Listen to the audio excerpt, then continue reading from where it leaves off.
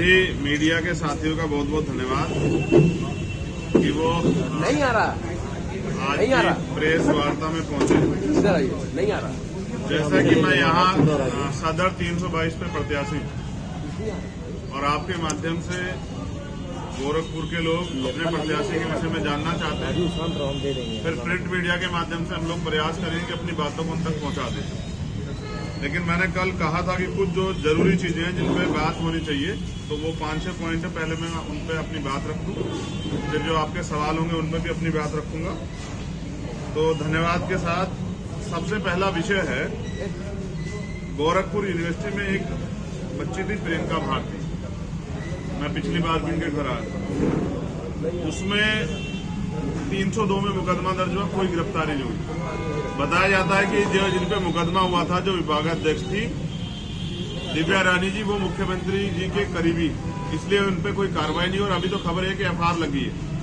उससे भी बड़ी बात यह है कि जो SC/ST एक्ट का कंपनसेशन का पैसा, 1 पैसा उनको नहीं दिया गया, क्योंकि अधिकारियों का कहना यह है कि अगर इनको पैसे मिलेंगे तो कोर्ट जाएंगे लड़ने के लिए, और अधिकारी चाहते हैं कि वो कोर्ट ना जाए। उससे भी अच्छी बात यह है, हमने सुना है कि यहाँ मुख्यमंत्री जी दरबार लगाते हैं। 4 बार वो परिवार गया, जब वो परिवार गया तो मुख्यमंत्री जी दरबार ही छोड़ के चले गए। इतना न्याय जो है उत्तर प्रदेश में और गोरखपुर में घर घर बट रहा है। तो हमारी ये मांग है कि उस मामले की CBI जांच होनी चाहिए, क्योंकि जब तक पीड़ित परिवार संतुष्ट नहीं है तो न्याय नहीं हुआ। और मुझे विश्वास है कि मुख्यमंत्री जी दलितों का दर्द सुनेंगे, उस बेबस परिवार का दर्द सुनेंगे, भागने के बजाय फिर CBI जांच के आदेश देंगे। कई मामलों में हुआ तो न्याय जो है वो आसान हुआ। दूसरी बात है, व्यक्तिगत कारणों से 5 साल में उत्तर प्रदेश में लगभग 123 लोगों पर रासुका लगी, उनमें से एक मैं भी हूं, जिसका दोष ये था कि वो अपने समाज के हितों की लड़ाई लड़ रहे। 123 में से कोर्ट ने 102 मामले खारिज कर दिए, क्योंकि वो कहीं ना कहीं राजनीतिक साजिश के थ्रू लगाए गए थे। 15 लोग सिर्फ अकेले गोरखपुर में, और वो 15 लोगों में से मैक्सिमम लोग हुए हैं जो मुख्यमंत्री जी के खिलाफ बोले। तो सत्ता का दुरुपयोग जो मुख्यमंत्री यहाँ बैठ के कर रहे हैं, गोरखपुर का जो सच है वो जानना चाहिए पूरे उत्तर प्रदेश देश को कि यहाँ हिटलरशाही तानाशाही है। अगर मीडिया कोई साथी बोलता है तो उसको भी अपनी जान बचाने के लिए शरण लेनी पड़ती है। तो ये उत्तर प्रदेश में सामाजिक न्याय, एक बहुत बड़ा मामला गोरखपुर BRD मेडिकल कॉलेज का। एक डॉक्टर है, डॉक्टर भगवान का रूप होते हैं, डॉक्टर कफील खान, और अपनी खामियां छिपाने के लिए उनको इतना प्रताड़ित किया गया, झूठे मुकदमे लगा के उनको जेल में रखा गया, और महाराष्ट्र से पकड़ के NS से उन पर लगाई गई। फिर कोर्ट ने कह दिया कि ये इनके ऊपर जो किया जा रहा है ये गलत, ये दोषी नहीं है। उन्होंने, कोर्ट ने जो है उनको सारे आरोप खारिज कर दिए।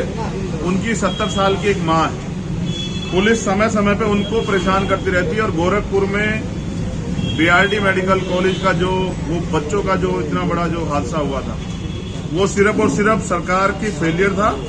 उसको छिपाने के लिए मुख्यमंत्री जी ने बलि का बकरा मुसलमान होने के नाते, क्योंकि उत्तर प्रदेश में तो मुख्यमंत्री बात करते हैं 80-20 की, मुसलमान होना भी अपराध, तो इसलिए कफील भाई को परेशानियां झेलनी पड़ रही है।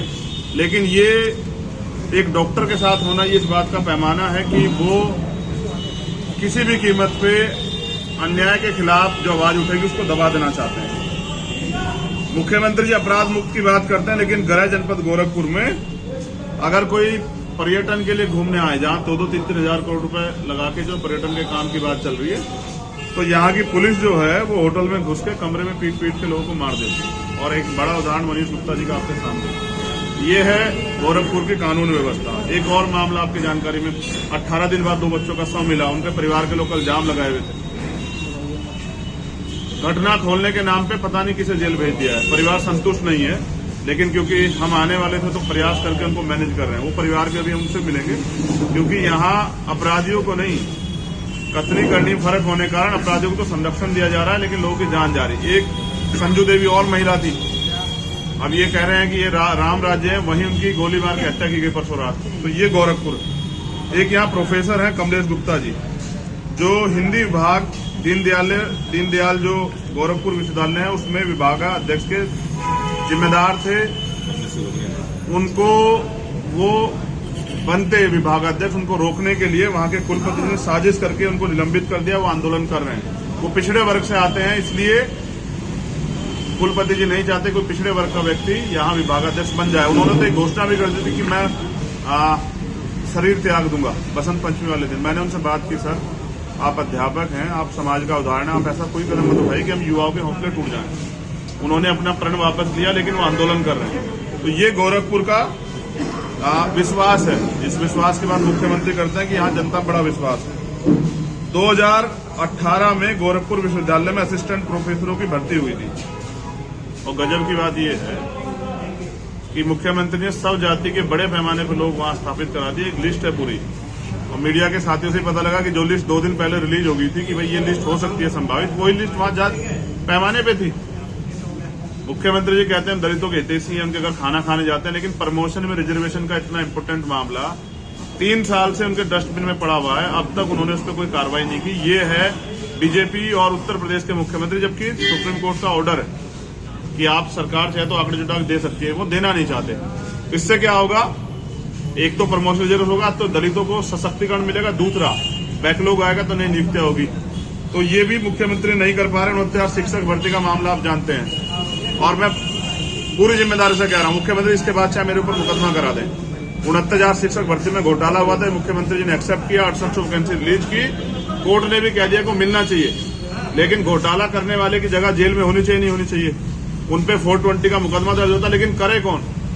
पुलिस प्रशासन तो नतमस्तक है। तो जिस मुख्यमंत्री को, जैसे ओम प्रकाश चौटाला जेल रहे थे, जिस मुख्यमंत्री को जेल जाना चाहिए था, वो लोगों कह रहे हैं कि सरकार गर्मी ठंडी कर देंगे, शिमला बना देंगे। ये असंवैधानिक भाषा ना किसी संत की हो सकती, ना मुख्यमंत्री की। तो मैं तो चाहता हूं कि जितना जल्दी सरकार बदलेगी तो हम मुख्यमंत्री जी पे 29,000 शिक्षक भर्ती में जो पिछड़े दलितों का हक छीना 20,000 पदों का, घोटाले में जांच करवा के मुकदमा दर्ज करवा के मुख्यमंत्री को जेल भेजेंगे। मुख्यमंत्री जी सुन लें। और अब मैं चंद्रशेखर आजाद, सहारनपुर उत्तर प्रदेश का रहने वाला, मुख्यमंत्री जी से नजदीक हूं। वो उत्तराखंड के, मैं उत्तर प्रदेश का हूं। हम पिछले 5 साल यहां लड़ते रहे और अब भी हम गोरखपुर लड़ने के लिए, क्योंकि हमने घोषणा की थी जहां से मुख्यमंत्री लड़ेंगे हम लड़ेंगे। मुख्यमंत्री जी पहले अयोध्या कहते रहे, फिर मथुरा, और उसके बाद रिवर्स गैस लगाया। मैंने पहली बार देखा कि रिवर्स भी 4th गियर होता है, सीधे अयोध्या। और अयोध्या में भी बड़ा खेल किया परिसीमन में। जो माइनॉरिटी का वोट, जो मन बनाया बैठा था कि मुख्यमंत्री को सबक सिखाना, जिन्होंने अन्याय सहा है, उस वोट को डिवाइड कर दिया दूसरी विधानसभा में। इस परिसीमन पे भी दोबारा बड़ा काम होगा। जैसे गोरखपुर की जनता ने TN सिंह जी को सबक सिखाया 1971 में, जैसे गोरखपुर की जनता ने उपचुनाव में इनको सबक सिखाया, ऐसे ही इस बार के विधानसभा चुनाव में भी गोरखपुर की जनता मुख्यमंत्री जी को सबक सिखा के बताएगी कि ना तो गोरखपुर की जनता गुलाम है, वो लड़ने वाले को पसंद करते हैं, ना ही मुख्यमंत्री जी यहाँ के तानाशाह हिटलर है, ना ही मालिक। जनता जवाब देगी चुनाव में। चुनाव तैयार है, मैं लगातार यहाँ रहूंगा। और कल भी मैं कई मामलों में मिला था, यहाँ महिलाएं दर्द भटक रही है न्याय के लिए, थाने में रिपोर्ट नहीं दर्ज होती। अब ऐसा नहीं होगा। अब यहाँ नौजवानों का भाई उनके हक की लड़ाई के लिए, माओ बहनों का बेटा उनकी लड़ाई के लिए यहाँ मौजूद है। मैं कल गया था प्रियंका के घर, और ये मैं मीडिया के साथियों को दिखाना चाहता हूँ। ये विकास है गोरखपुर का, ये शहर है। आप अगर करीब से देखेंगे ना, देखिए, अरे यार तुम मैं दिखा देता हूँ, ये देखिए, करो ना। ये गोरखपुर का विकास है। दूध की नदियां बह रही है।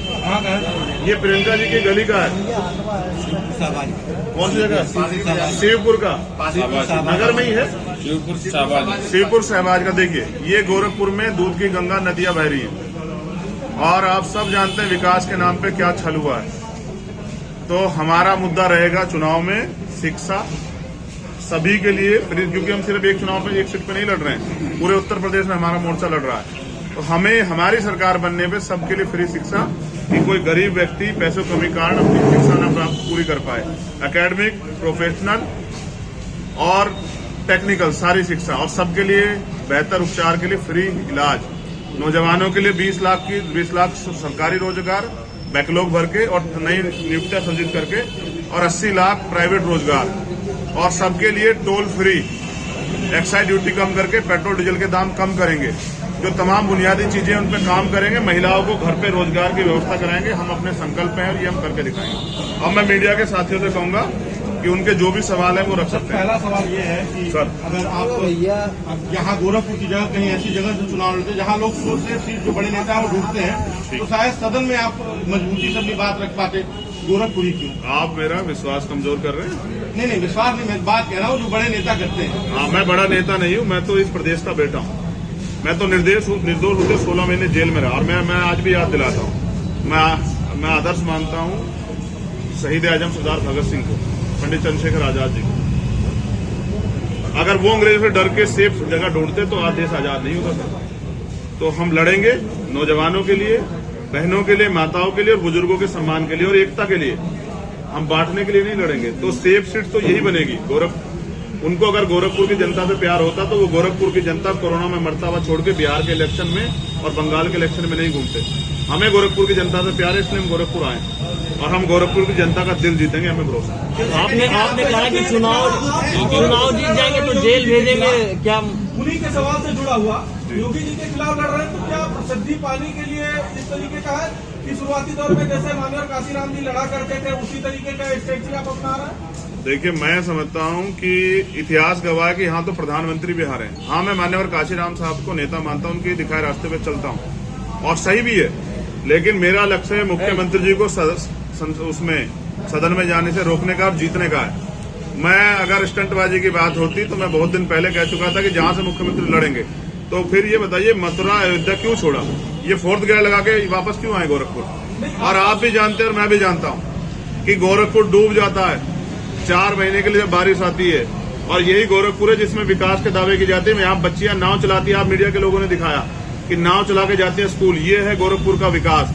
मैंने पहली बार देखा कोई भी पेशेंट अगर बीमार हो जाता है तो हायर सेंटर एम्स में रेफर होता है, लेकिन यहाँ अगर कोई बीमार होता है तो एम्स से जो है बीआरडी मेडिकल कॉलेज जो है उसको भेजा जाता है। ये है गोरखपुर का विकास। गोरखपुर का विकास ये है कि अपने चहीतों को मुख्यमंत्री जी ने सौंप दिया काम और उसका हरजाना जनता भुगत।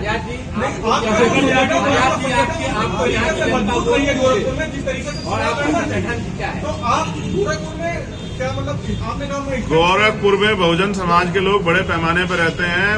उपचुनाव आपको याद होगा, मैं फिर कह रहा हूं, यहाँ बहुजन समाज का वोट ज्यादा है। और अभी तो लोगों ने तैयार मन बनाया है, अभी तो मन बनाया है। परिणाम आपको अच्छे देखने को मिलेंगे। संगठन हमारा बूथ पे मजबूत हो रहा है। आज हमारी मीटिंग है, अगले 5 दिन में हम दिखाएंगे कि हमसे बड़ा संगठन यहाँ बीजेपी भी नहीं होगा। मजबूती से जी। आपने कहा मुख्यमंत्री आपकी सरकार बनेगी तो जेल आगे कर लीजिए। मैं वोट, देखिए ये लोकतंत्र है। हम बहुजन समाज का आंदोलन चलाते हैं उन लोगों का जो हाशिए में लोग हैं, मेरा भी हाथ और हम दर्द तो कर रहा वोट है। देके बनाते हैं। जिनका कम वोट है उनको भी हमने बनाया है। अब जनता ये तय करके वोट दे गोरखपुर की, वो योग्यता देख के वोट दे। और मैं तो आपके चैनल के माध्यम से कह रहा हूं, अगर आप चला पाए, मैं मुख्यमंत्री से कैंडिडेट होने के कारण डिबेट करना चाहता हूं। वो आए, डिबेट में बैठे, चैनल वो तय करे, जगह वो तय करे और वो बताएं कि उनपे क्या मैनिफेस्टो है उत्तर प्रदेश के लिए, या फिर घोषणा है। लोकार्पण के नाम पे जो है जिन चीजों का लोकार्पण हो गया वो उनपे वो हवा हवाई है, तो वो बैठे डिबेट में और बताएं किस चीज में वो हमसे ज्यादा उनके पास विजन है, युवाओं के लिए, एजुकेशन के लिए, हेल्थ के लिए।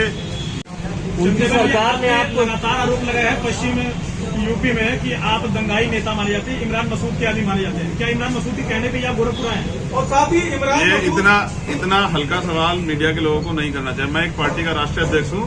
अगर मेरी जगह जेपी नड्डा जी यहाँ बैठे होते तो शायद आप ये सवाल नहीं करते। पहली बात मैं कंप्लीट कर दूं। दूसरी बात, ये लोकतंत्र है।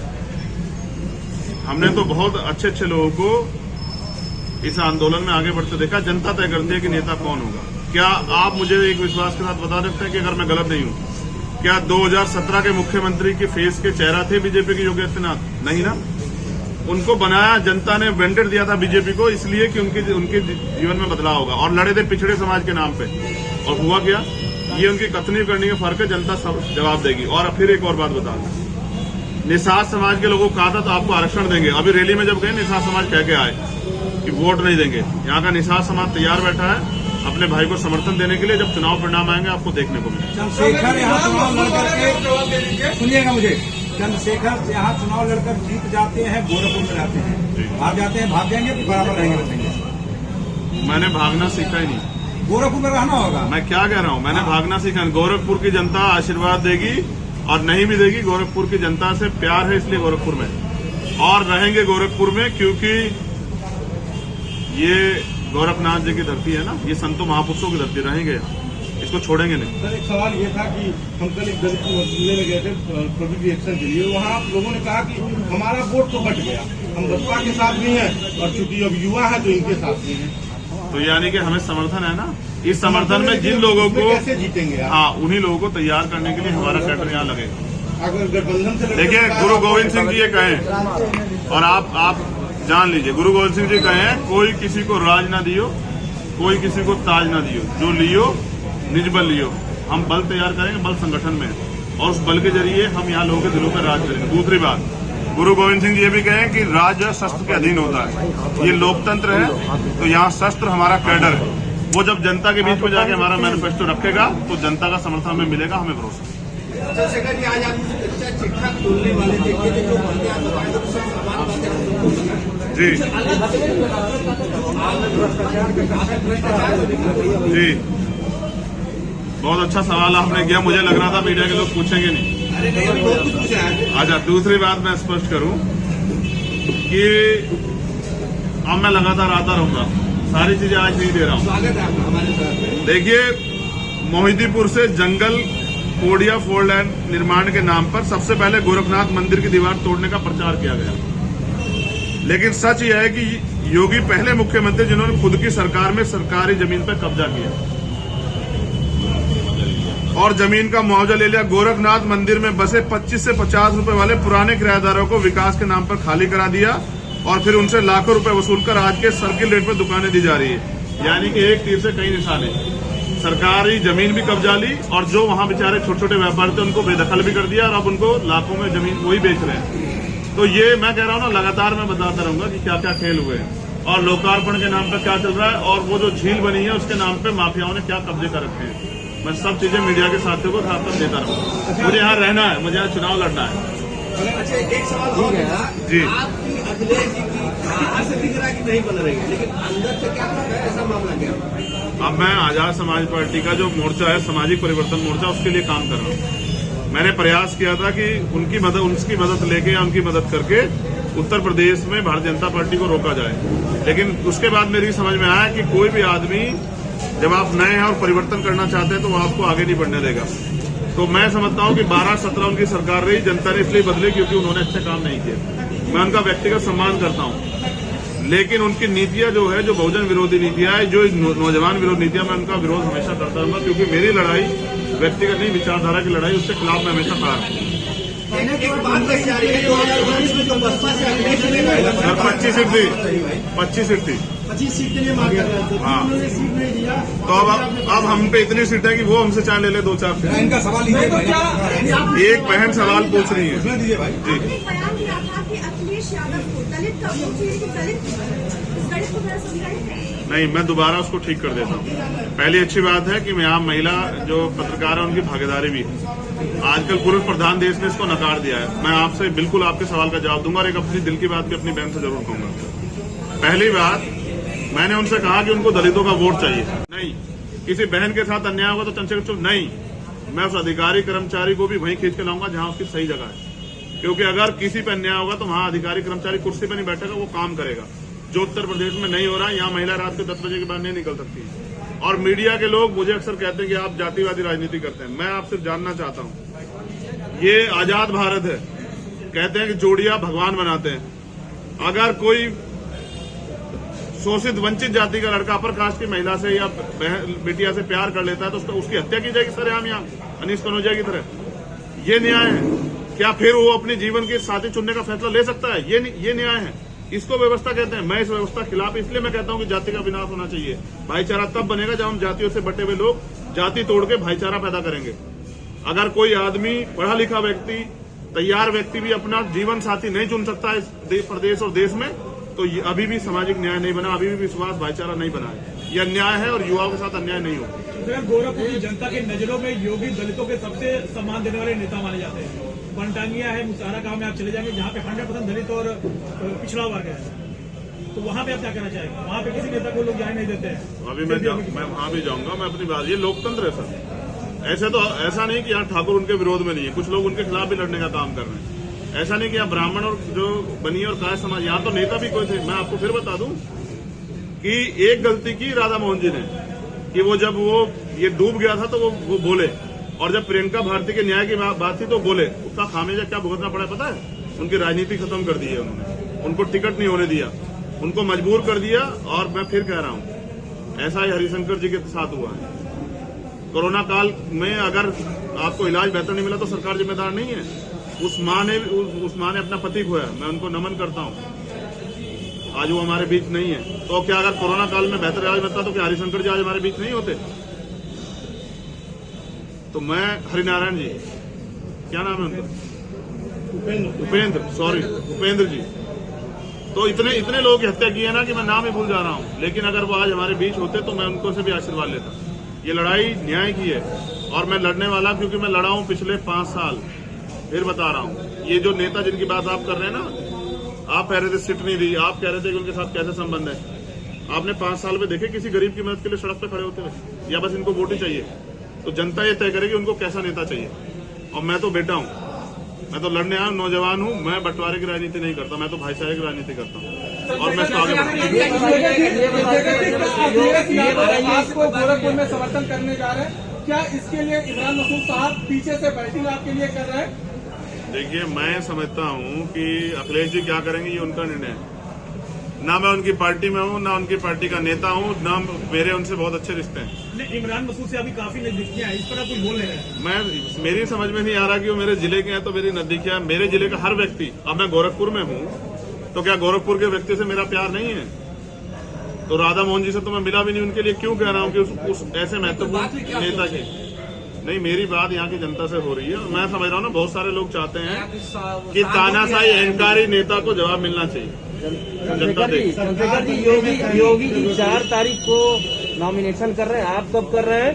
और क्या आपको डर नहीं लग रहा है कि आपका पर्चा यहाँ खारिज किया जा सकता है? जिला पंचायत जो यहाँ पर चुनाव हुए थे, मुझसे ये कह रहे हैं कि मैं डर के घर चला जाऊं? किससे डरूं? साधु के भेष में जो गुंडई की भाषा बोलते हैं उनसे डरूं? मेरा नाम चंद्रशेखर आजाद, मैंने डरना कभी सीखा नहीं। और मैं डरता हूं गलत करने से, मैं व्यक्ति से नहीं डरता हूं। ठाकुर जी को उन्होंने भेज दिया था जेल, ये कहते चुनाव लड़ेंगे।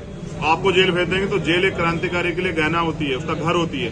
तो मैं तो देखना चाहता हूं गोरखपुर की जेल में कितनी जगह है, वो भेजे जेल और वो कराए पर्चा कैंसिल। मैं एक वकील भी हूँ, पर्चा दाखिल करूंगा, मीडिया के साथियों को बताऊंगा। लेकिन आप नहीं देख रहे हैं कि मेरे आने के बाद मुख्यमंत्री 4 दिन का यहाँ प्रोग्राम ले लिया है, तो अभी तो लड़ाई शुरू हुई है। और उनके भाषण जो है ना, वो बौखलाहट के भी नतीजे होंगे, आप देखिएगा। अभी कल कह रहे थे, मैं तो कभी मैंने किसी मुख्यमंत्री के मुंह से नहीं सुना 80-20 और मैं शिमला बना दूंगा गर्मी में। अब बताइए, आप कोई गुंडे हैं क्या? क्या बोल रहे हैं? आप मुख्यमंत्री हैं। कितना मजबूत है संगठन? गर्मी की राहत की बात किसको? ये वो पत्रकारों के लिए भी करते हैं कभी कभी। प्रदेश के लोगों को। एक सवाल ये था कि मैं समझता हूँ कि वो प्रकृति को चैलेंज कर रहे हैं, नहीं करना चाहिए। जिसने प्रकृति को चैलेंज किया, प्रकृति ने उसको बताया कि प्रकृति है। एक सवाल ये था कि अगर सरकार बनाने में आपकी भूमिका रही, आपका संगठन जीत रहा है कहीं से, जी, तो आप किसके साथ जाएंगे? भाजपा, सपा, बसपा, कांग्रेस किसके साथ? मैं समझ रहा हूँ कि जो सरकार बनने वाली होगी भाजपा के अगेंस्ट उसी को समर्थन करेंगे। और ऐसा भी होता है हमारा मोर्चा इतना मजबूत हो कि हमें किसी को समर्थन करना पड़ जाए। आप नकार क्यों रहे नौजवान व्यक्ति? नकार नहीं, हम सवाल। क्या आप युवा विरोधी हैं? आप तो खुद युवा हैं। जो युवा लड़ सकता है चुनाव, वो युवा जीत नहीं सकता। नहीं, हम इसीलिए कहे अगर आप जीतते हैं तो आप किसके साथ? अगर ऐसा होगा तो नौजवान लोग आगे नहीं बढ़ पाएंगे। हम जाएंगे बीजेपी को रोकने के लिए और प्रयास करेंगे कि ऐसी सरकार बने जिसमें सबकी हिस्सेदारी हो।